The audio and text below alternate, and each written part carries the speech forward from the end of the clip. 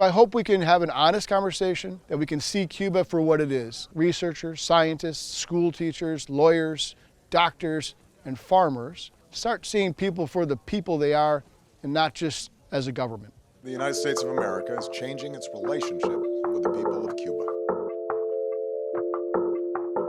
I am canceling the last administration's deal with Cuba. Cuba is in real crisis. We are adding sanctions. The United States of America is changing. When President Obama was here in Cuba, I remember the sentiment, the mood, the zeitgeist was very positive. It allowed for both sides to talk, to converse, to sit down and find solutions to common problems. One of those common problems is agriculture and how you feed people, or plant and animal health diseases.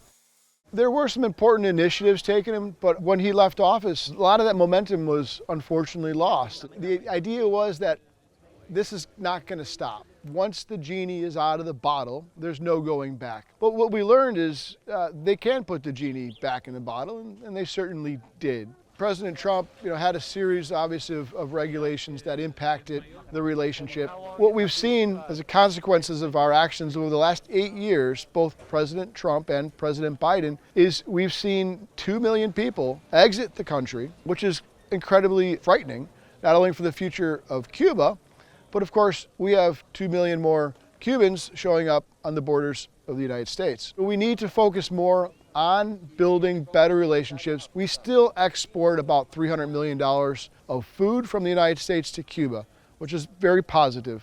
But we haven't talked about two-way trade. We need to address food security and how the United States agriculture could play a role in helping solve that common problem.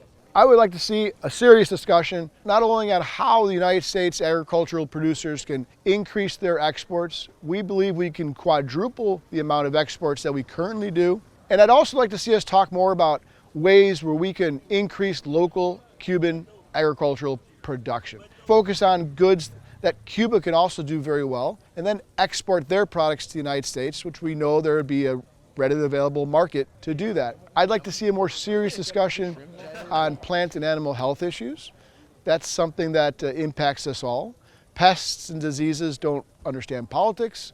They don't understand borders. And lastly, I'd like to see us pay more attention to Cuba's private sector, which includes agricultural cooperatives. I hope we can have an honest conversation, that we can see Cuba for what it is. Researchers, scientists, school teachers, lawyers, doctors, and farmers start seeing people for the people they are and not just as a government.